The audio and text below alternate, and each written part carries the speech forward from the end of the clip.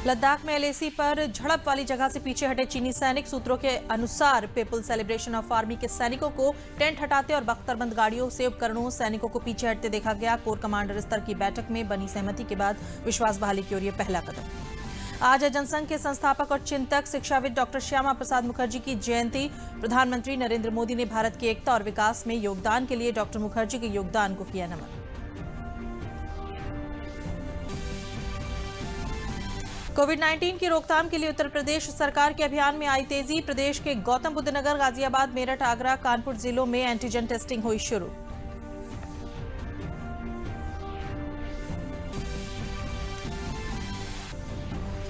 आज सावन का पहला सोमवार, देश भर के शिव मंदिरों में विशेष पूजा अर्चना। कोरोना संकट के दौर में देवघर का विश्व प्रसिद्ध श्रावणी मेला स्थगित।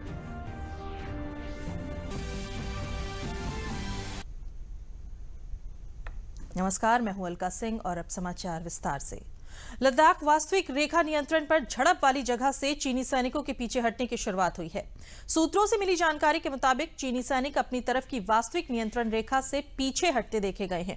पीपल्स सेलिब्रेशन आर्मी के सैनिकों को टेंट हटाते, बख्तरबंद गाड़ियों, सैनिकों और उपकरणों को पैक करते हुए और वापस ले जाते हुए देखा गया है। चीनी सेना के इस कदम को 30 जून को चुशुल में दोनों सेनाओं के बीच कोर कमांडर स्तर की बातचीत में हुई सहमति के अनुरूप उठाए गए कदम के रूप में देखा जा रहा है। डीडी न्यूज ने 24 जून को भी 22 जून को मोल्डो में हुई कोर कमांडर की बातचीत के बाद भी अपने दर्शकों को जानकारी दी थी। चीनी सैनिक अपने इलाके में वास्तविक नियंत्रण रेखा से 1.5 किलोमीटर पीछे हटे थे। शिक्षाविद, चिंतक और भारतीय जनसंघ के संस्थापक डॉक्टर श्यामा प्रसाद मुखर्जी की आज जयंती है। कोलकाता में उनका जन्म 6 जुलाई 1901 को हुआ था। वो जब तक जीवित रहे देश की एकता संरक्षित रखने और भारत में जम्मू कश्मीर के पूर्ण एकीकरण के लिए भरपूर कोशिश करते रहे। वो जम्मू कश्मीर में जाने के परमिट के खिलाफ भी लड़े थे और नारा था, एक देश में एक निशान, एक विधान और एक प्रधान। इस मौके पर प्रधानमंत्री नरेंद्र मोदी ने अपने ट्वीट संदेश में उन्हें नमन करते हुए कहा कि देश की प्रगति में डॉक्टर श्यामा प्रसाद मुखर्जी का अनुकरणीय योगदान रहा है। उन्होंने देश की एकता सुदृढ़ करने का अनवरत प्रयास किया। प्रधानमंत्री ने कहा कि उनके विचारों और आदर्शों से करोड़ों देशवासियों को प्रेरणा मिली।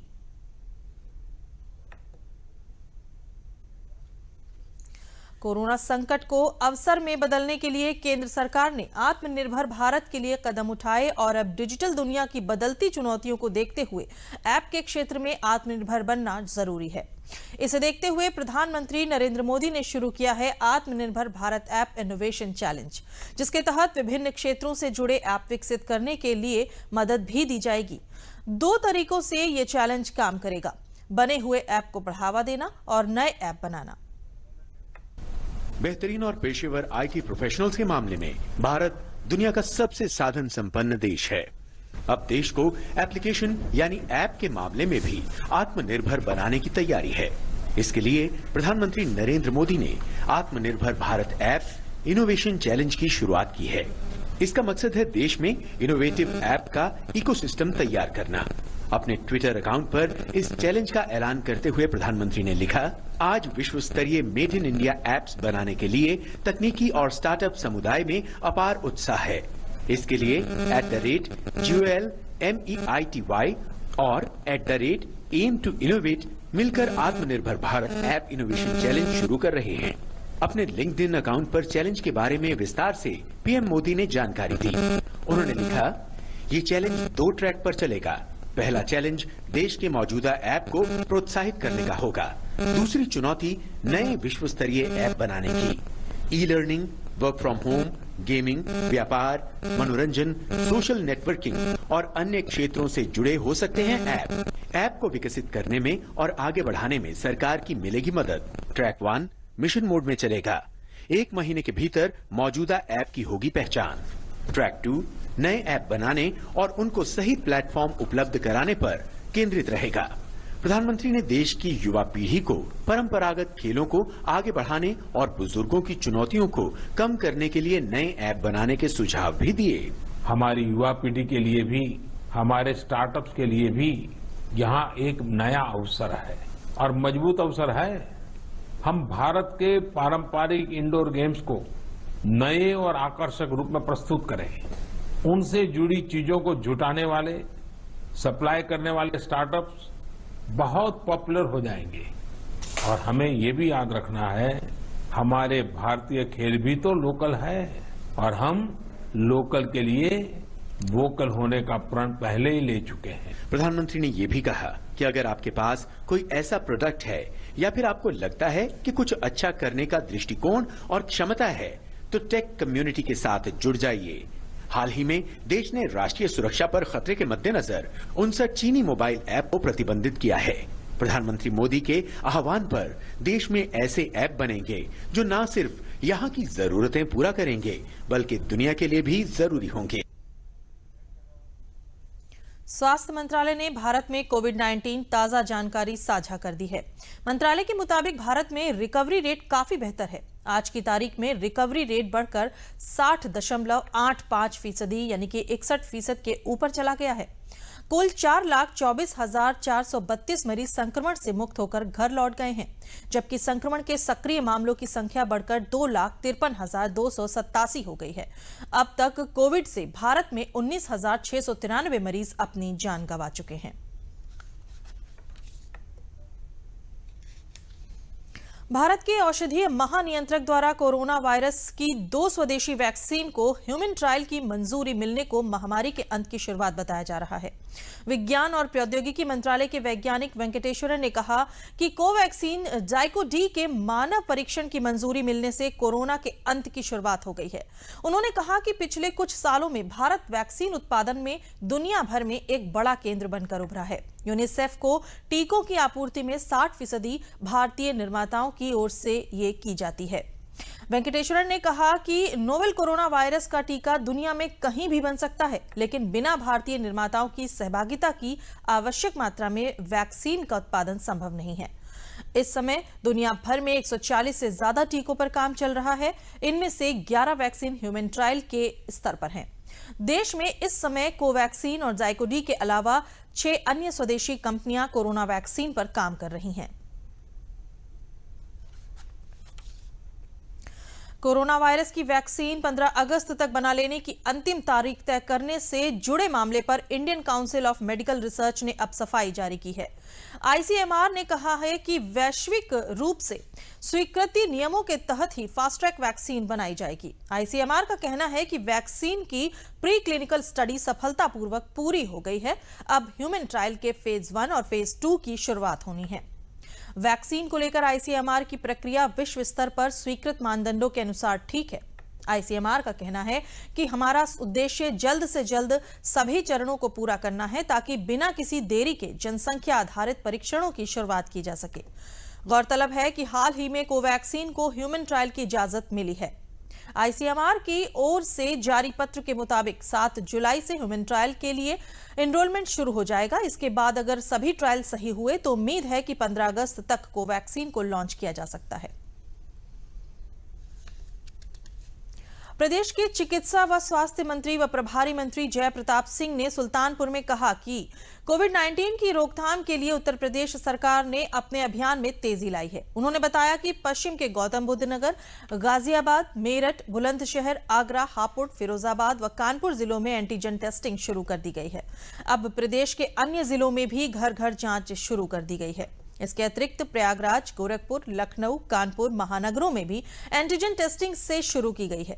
स्वास्थ्य मंत्री ने बताया कि ग्रामीण क्षेत्रों में संक्रमित लोगों की जांच के लिए आशा कार्यकर्तियां घर घर संपर्क कर रही हैं। उन्होंने बताया कि ऐसे लोगों में इन्फ्लुएंजाई इलनेस टाइप के संक्रमण होते हैं और ऐसे लोगों में कोविड-19 संभावनाएं बढ़ जाती हैं। प्रभारी मंत्री ने कहा कि तीसरे फेज में हम अन्य बीमार लोगों का भी डेटाबेस तैयार कर रहे हैं।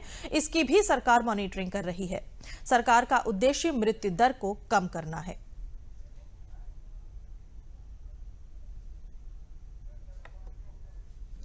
लखनऊ में स्वास्थ्य विभाग की टीमें कोरोना के संदिग्ध मरीजों का डेटा जुटाने और संचारी रोग के बारे में लोगों को जागरूक करने के लिए घर घर पहुंच रही हैं। लखनऊ के लिए 2000 टीमों का गठन किया गया है। टीम के सदस्य घर घर जाकर घर के प्रत्येक सदस्य की थर्मल स्कैनिंग कर रही हैं, साथ ही उनकी गंभीर बीमारियों के बारे में भी डेटा जुटा रही हैं। साथ ही टीम के सदस्य लोगों के बीच जाकर यह भी निरीक्षण कर रहे हैं कि वो सोशल डिस्टेंसिंग का पालन कर रहे हैं या नहीं। टीम के सदस्य लोगों से मास्क लगाए रहने की अपील भी कर रहे हैं। इसके साथ ही वो संचारी रोगों के बारे में भी लोगों को साफ सफाई रखने की अपील कर रहे हैं।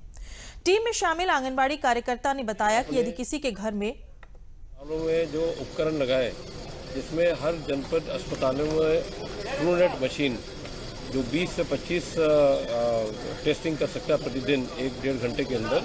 बहुत भारी संख्या में दिल्ली के स्तर से इन्फेक्शन हमारा बढ़ा है, जो करीब 7-8 जनपद पश्चिम के हैं। गौतमबुद्ध नगर, गाजियाबाद, मेरठ, बागपत, बुलंदशहर, हापुड़, फिरोजाबाद, आगरा तक और लखनऊ का कुछ और कानपुर का। इन जिलों में विशेष करके हमारे बढ़े भी हैं। इसको ध्यान में रखते हुए इन बड़े बड़े शहरों में और पश्चिम के 7-8 जनपदों में हमने एंटीजन टेस्टिंग, जिसमें आधे घंटे का टेस्टिंग में है, उसका पॉजिटिविटी को देखते हुए कल से हम लोग ने प्रारंभ किया है। टीम में शामिल आंगनबाड़ी कार्यकर्ता ने बताया कि यदि किसी के घर में 2 या 3 से अधिक लोगों का तापमान ज्यादा होता है तो उसका डेटा रिपोर्ट कर दिया जाता है, जिसके बाद मेडिकल टीम आकर उनका सैंपल लेती है। वन महोत्सव के अवसर पर प्रदेश भर में एक दिन में रिकॉर्ड 25 करोड़ पौधारोपण किया जा रहा है। लखनऊ के कुकरैल वन क्षेत्र में मुख्यमंत्री योगी आदित्यनाथ ने हवन पूजन कर पौधारोपण अभियान की शुरुआत की। इस अवसर पर मुख्यमंत्री के साथ वन मंत्री दारा सिंह चौहान मौजूद रहे। उन्होंने भी वृक्षारोपण कर इस अभियान में हिस्सा लिया। अन्य स्थानों पर मंत्रियों, विधायकों और सांसदों ने वृक्षारोपण कर इस अभियान को आगे बढ़ाया। इस वृहद अभियान में वन विभाग के अलावा 26 अन्य विभाग भी शामिल हैं, जो वृक्षारोपण अभियान को गति प्रदान कर रहे हैं। इस अवसर पर मुख्यमंत्री ने कहा कि कोरोना महामारी के बीच प्रोटोकॉल का पूरा पालन करते हुए वृक्षारोपण अभियान को बढ़ाया जा रहा है। उन्होंने कहा कि यदि हमें गंगा और यमुना की अविरलता और निर्मलता को बनाए रखना है तो हमें अपनी नदी संस्कृति से जुड़ी हुई भारत की सनातन संस्कृति की प्रतीक गंगा यमुना के सभी तटवर्ती क्षेत्रों में बड़े पैमाने पर वृक्षारोपण करना ही पड़ेगा। मुख्यमंत्री ने कहा कि मुझे इस बात की भी अत्यंत प्रसन्नता है कि देर शाम तक हम लोग 25 करोड़ का लक्ष्य प्राप्त करेंगे।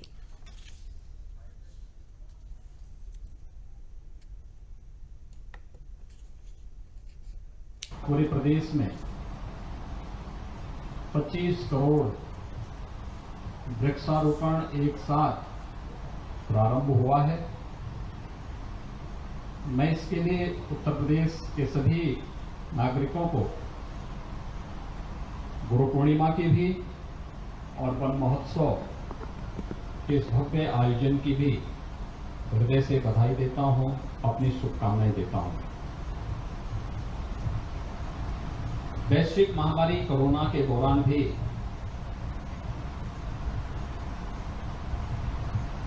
हम कोरोना के बचाव और उपचार से संबंधित जो प्रोटोकॉल जारी हुआ है उसका पालन करते हुए इस महाअभियान में भागीदार बन सकते हैं।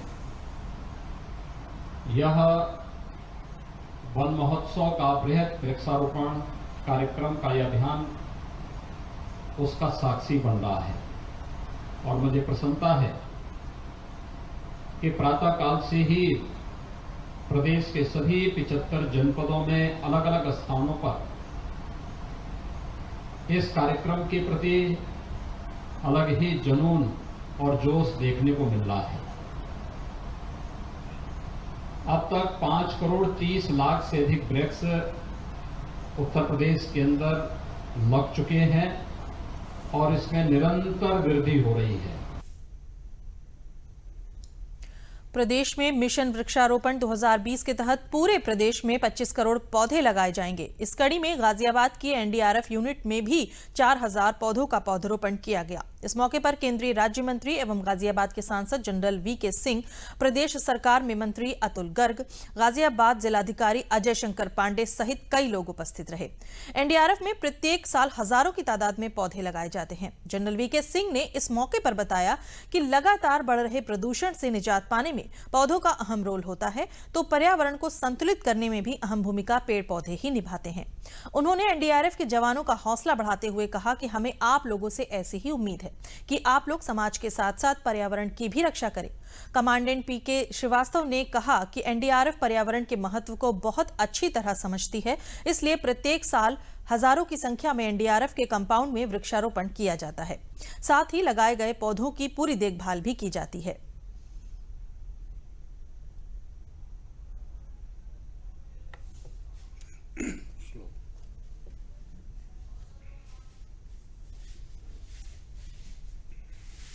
हमारे वो प्रजाति के पेड़ हैं जो यहाँ पर मिलते हैं, क्योंकि जब हम और कोई वृक्ष लगाते हैं और कोई पेड़ लगाते हैं, उनकी सर्वाइवल रेट कम होती है। चाहे आम हो, चाहे जामुन हो, चाहे नीम हो, चाहे पीपल हो, कोई भी ऐसा पेड़ जो कि छायादार हो, फलदार हो और यहाँ पर उगने वाला, उससे हरियाली भी अच्छी होगी, वातावरण के अंदर भी बहुत फर्क पड़ेगा। कि एनडीआरएफ हमेशा से अपनी जिम्मेदारी को समझती रही है और पर्यावरण के प्रति अपनी जिम्मेदारी को एनडीआरएफ बहुत अच्छी तरह समझती है और पर्यावरण संरक्षण और डिजास्टर का एक दूसरे के ऊपर डिपेंडेंट है। अगर हम पर्यावरण को नहीं बचाएंगे तो जो क्लाइमेट चेंज हो रहा है उसकी वजह से ही आपदाएं आ रही हैं। तो ऐसे में ये बहुत ज़रूरी होता है कि हम सब लोग पर्यावरण को बचाने के लिए कार्य करें। 4000 पौधे हमारे कैंप में लगाए गए हैं और आने वाले समय में इसकी संख्या और बढ़ाई जाएगी। और यहाँ मैं आपको ये भी बताना चाहूँगा कि वन विभाग के सहयोग से पिछले 2-3 सालों से लगातार वृक्षारोपण का बहुत वृहद कार्यक्रम चल रहा है और पिछले 2 साल में हमने यहाँ पर 50,000 से भी ज़्यादा पौधे कैंप में लगा दिए हैं। प्रदेश के पर्यावरण, वन एवं जलवायु परिवर्तन मंत्री दारा सिंह चौहान ने कल लखनऊ में एक प्रेस वार्ता कर जानकारी दी कि पूरे प्रदेश में मिशन वृक्षारोपण 2020 के तहत 25 करोड़ पौधों से अधिक पौधे लगाए गए। दारा सिंह चौहान ने बताया कि औषधीय पौधों, फलों एवं सहजन जैसे वृक्षों के उत्पाद रोग प्रतिरोधक क्षमता में वृद्धि एवं पोषक तत्वों की पूर्ति कर हमें कोविड-19 जैसे रोगों से लड़ने में सक्षम बनाते हैं। वनस्पति व वन्य प्राणी विविधता, कोविड-19 और अन्य खतरनाक वायरस और हानिकारक बैक्टीरिया के जैविक नियंत्रण में महत्वपूर्ण भूमिका का निर्वहन करते हैं। उन्होंने कहा कि प्रदेशवासियों, विशेषकर महिलाओं व बच्चों में कुपोषण की समस्या को देखते हुए वृक्षारोपण मिशन 2020 के अंतर्गत प्रत्येक ग्राम के आवास के परिसर में सहजन का एक पौधा रोपित किया गया है। दारा सिंह चौहान ने बताया कि प्रदेश में गंगा के किनारे अवस्थित 27 जनपदों में दोनों तटों से 10 किलोमीटर के अंदर लगभग 67 लाख से अधिक पौधे रोपित किए गए हैं। 25 करोड़ से ज़्यादा जो माननीय मुख्यमंत्री ने 25 करोड़ लक्ष्य दिया था, उससे भी ज़्यादा हम लक्ष्य पूरा करने जा रहे हैं। इसका मतलब है पिछली बार भी, और मैं कह सकता हूँ जब से उत्तरांचल, उत्तर प्रदेश अलग होने के बाद जो हमारा वृक्षावरण बहुत कम रह गया था, 6 पॉइंट के करीब, माननीय मुख्यमंत्री के नेतृत्व में उत्तर प्रदेश की सरकार बनने के बाद जो माननीय मुख्यमंत्री की पहली चिंता थी, इस प्रदेश को हरा भरा करने के लिए, इससे ग्रीन कवर को बढ़ाने के लिए, और माननीय मुख्यमंत्री की चिंता इस बात से जाहिर होती है कि माननीय मुख्यमंत्री ने मुख्यमंत्री की कुर्सी संभालने के बाद ही सबसे पहली चिंता उन्होंने किया इस प्रदेश को हरा भरा करने के लिए, इस प्रदेश के चतुर्दिक विकास के लिए। और आपने देखा नित नए लक्ष्य उन्होंने हमें दिया और हमने उसको ईमानदारी, जिम्मेदारी के साथ हमारे विभाग के लोगों ने और उत्तर प्रदेश के 26 विभाग डिपार्टमेंट से मिल करके उसको अपने मुकाम तक पहुंचाया, उसको पूरा किया। पिछली बार भी माननीय मुख्यमंत्री ने एक बड़ा लक्ष्य दिया था, वो भी दुनिया में के इतिहास हमने रचने का काम किया था, जो रिकॉर्ड बना था Guinness book of world record. कुछ कारणवश तो नहीं हो पाया, लेकिन दुनिया में एक इतिहास बना कि 22 करोड़ आज फिर माननीय मुख्यमंत्री जी के मार्गदर्शन में हम एक फिर इतिहास रचने का काम किए। उस रिकॉर्ड को तोड़ करके हमने एक इतिहास रचने का काम किए हैं। आज सावन का पहला सोमवार है। हालांकि इस साल श्रावण मास महीने में हर साल जैसी धूमधाम देखने को नहीं मिल रही है। कोरोना वायरस संक्रमण के कारण ज्यादातर लोग अपने घरों में भोले बाबा का अभिषेक करेंगे, लेकिन देश के 12 ज्योतिर्लिंगों में उज्जैन महाकालेश्वर में आज सावन का सोमवार पहले दिन भक्तों की वहां पर खासी भीड़ उमड़ी है। हालांकि सभी कोरोना वायरस के संक्रमण से बचने के लिए सोशल डिस्टेंसिंग का पालन कर रहे हैं। पुजारी भी चेहरे पर मास्क लगाकर पूजा कर रहे हैं। हर हर महादेव के मंत्रोच्चारण और घंटियों की गूंज के बीच भोले भक्तों ने बाबा बर्फानी के दर्शन किए। श्रद्धालुओं ने बाबा अमरनाथ की विशेष पूजा अर्चना की।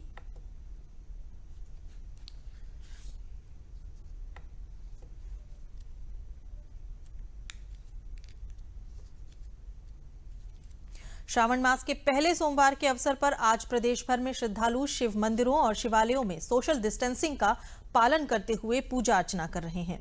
लखनऊ में प्रसिद्ध मनकामेश्वर मंदिर में सवेरे से ही श्रद्धालुओं का पहुंचना शुरू हो गया था।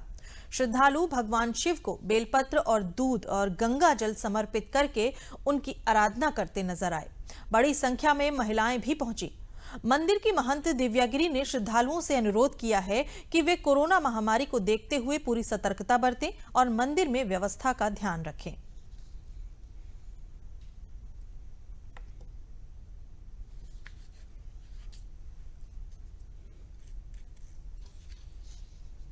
कोविड-19 कोरोना काल में चूँकि मंदिर तो हम लोगों के 8 जून को खुल गए थे, परंतु आज सावन का प्रथम सोमवार है और वैसे तो हम लोगों के लिए विशेष महत्व और पर्व होता ही है सावन का, परंतु इस बार विशेष ये है कि सोमवार के दिन प्रारंभ हो रहा है सावन और सोमवार को ही वो समाप्त हो रहा है। यानी इस माह भोलेनाथ की विशेष कृपा शिव भक्तों पे होने वाली है। इसलिए आप लोग जो वर्ष भर व्रत नहीं रख सकते हैं सोमवार का, अगर इन 5 सोमवारों को व्रत रखते हैं तो वो पूरे वर्ष भर का पुण्य प्राप्त होता है। और इस कोरोना काल में हम लोग प्रार्थना करते हैं भगवान शिव से कि इस महामारी से हम लोग को निकालें बाहर और एक माह आपके पास में प्रकृति से जुड़ने के लिए, जल के संरक्षण संवर्धन के लिए पर्याप्त रहता है। आप ऐसे उपायों को खोजिए जिससे आपकी नदियों का संरक्षण हो सके और संवर्धन हो सके। क्योंकि आपके पास एक ऐसे इष्ट हैं जो प्रकृति का संदेश देते हैं। उनके विग्रह के ऊपर जब आप देखेंगे तो माता गंगा होती हैं। जल तत्व को उन्होंने प्राथमिकता देके अपने सर के ऊपर रखा है। यानी मनुष्यों को जो हम लोग को संदेश देना चाहिए वो ये कि जल तत्व हम लोगों के लिए प्रथम है। 5 सोमवार पड़ेंगे। इन 5 सोमवारों में सावन का महीना शुभ होता है, जिसमें माँ पार्वती ने बेलपत्र ग्रहण करके इन श्रावण मास के सोमवारों में अपने शंकर भगवान की प्राप्ति के लिए बहुत महान तपस्या की थी। इसलिए ये सावन का सोमवार मनाया जाता है। भदोही जनपद में हुई मूसलाधार बारिश के दौरान कई इलाकों में आकाशीय बिजली गिरी है। जिले के अलग अलग क्षेत्रों में आकाशीय बिजली गिरने और अतिवृष्टि से 5 लोगों की मौत हो गई है।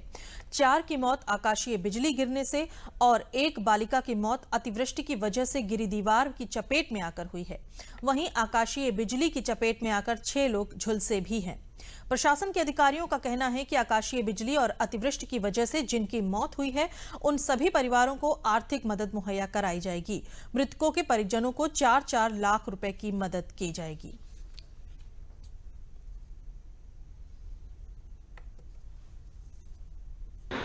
आज सायंकाल 2:30 बजे के पश्चात आकाशीय विद्युत गिरने से एवं अतिवृष्टि होने से सुरेश यादव पुत्र यदनाथ यादव निवासी सेवापुरी, उम्र लगभग 35 वर्ष, व राजकरण पाल पुत्र रामलखन पाल, उम्र लगभग 52 वर्ष, निवासी डंगहर थाना सुरयामा, व प्रीति पुत्री विकट पाल, उम्र 15 वर्ष, निवासी सराय छत्रसाह। ये 3 लोगों की मृत्यु आकाशीय बिजली गिरने से हो गई। इसके अलावा गुड़िया पुत्री लालचंद सरोज, निवासी ग्राम रया, ये अपने कच्चे मकान में सोई हुई थी। अतिवृष्टि से उस मकान की छत व दीवार एकाएक भरभरा के बैठ गए, उसी में उसकी दब के मृत्यु हो गई। फिरोजाबाद में फर्जी डिग्री से नौकरी करने वालों के खिलाफ कड़ी कार्रवाई की गई है। जिले में 13 शिक्षकों को बर्खास्त करने के बाद उनसे 3 करोड़ रुपए से अधिक की रिकवरी तहसील के माध्यम से करने के आदेश दिए गए हैं और तहसील से रिकवरी की कार्रवाई शुरू हो गई है। फिरोजाबाद जिला प्रशासन पहले से ही शासन की मंशा को पूरा करने के लिए शिक्षा की गुणवत्ता अच्छी और सर्वश्रेष्ठ करने के लिए प्रयासरत है। फिरोजाबाद जिला प्रशासन शिक्षा विभाग ने गहनता से जांच की थी, जिनमें 13 शिक्षक फर्जी डिग्री लगाकर नौकरी करते पाए गए थे, जिन्हें बर्खास्त किया गया है। मुख्य विकास अधिकारी नेहा जैन ने बताया कि इनमें अधिकतर आगरा विश्वविद्यालय की फर्जी डिग्री पाई गई थी।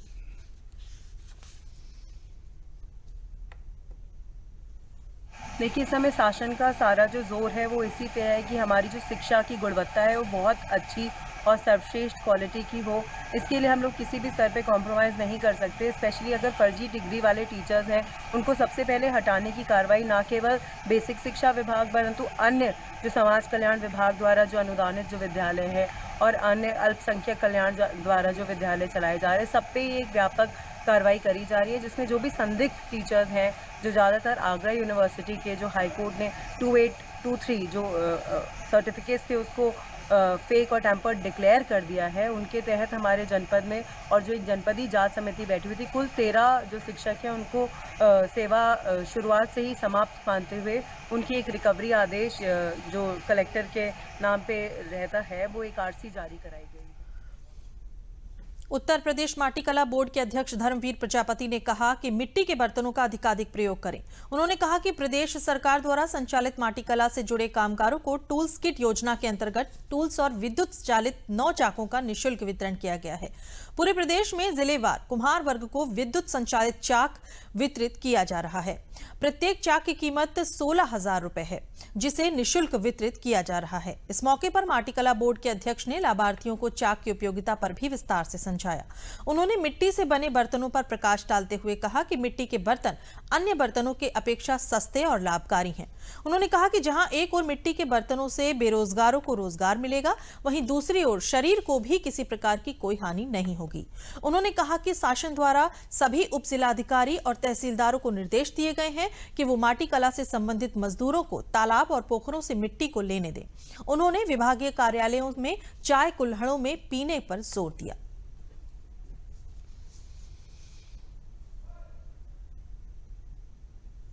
पहली बार उत्तर प्रदेश में माटी कला से जुड़े परिवारों को ध्यान में रख करके माटी कला बोर्ड का गठन किया। माटी कला बोर्ड के गठन के बाद हम सब लोगों ने पूरे उत्तर प्रदेश में माटी कला से जुड़े परिवारों का एक चयन की प्रक्रिया हमने कराई।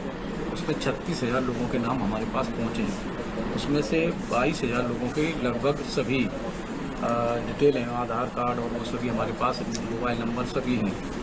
और जो 36,000 है उसमें से कुछ छूटे हैं जिनके आधार कार्ड और वो नहीं है।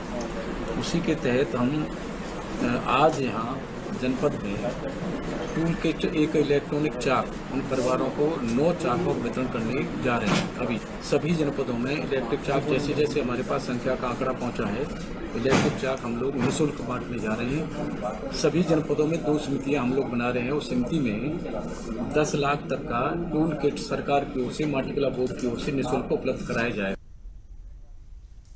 और अब बात करते हैं प्रदेश के मौसम की। प्रदेश में आज कई हिस्सों में सुबह से ही बारिश हो रही है। राजधानी लखनऊ और उसके आसपास इलाकों में मानसून सक्रिय रहा और सुबह से लेकर अब तक कई बार रुक रुक कर बारिश हो रही है।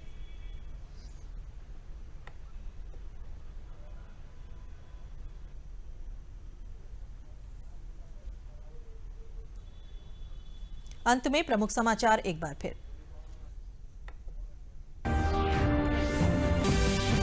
लद्दाख में एलएसी पर झड़प वाली जगह से पीछे हटे चीनी सैनिक। सूत्रों के अनुसार पीपुल्स सेलिब्रेशन ऑफ आर्मी के सैनिकों को टेंट हटाते और बख्तरबंद गाड़ियों के उपकरणों सैनिकों के पीछे हटते देखा गया। कोर कमांडर स्तर की बैठक में बनी सहमति के बाद विश्वास बहाली की ओर ये पहला कदम।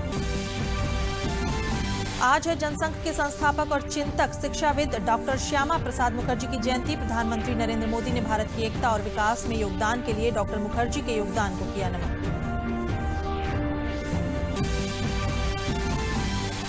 कोविड-19 की रोकथाम के लिए उत्तर प्रदेश सरकार के अभियान में आई तेजी। प्रदेश के गौतम बुद्ध नगर, गाजियाबाद, मेरठ, आगरा व कानपुर जिलों में एंटीजन टेस्टिंग हुई शुरू।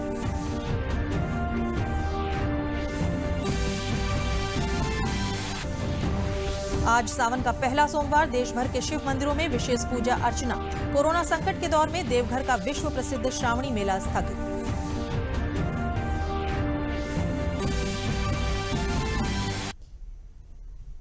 इसी के साथ समाचार समाप्त हुए। नमस्कार।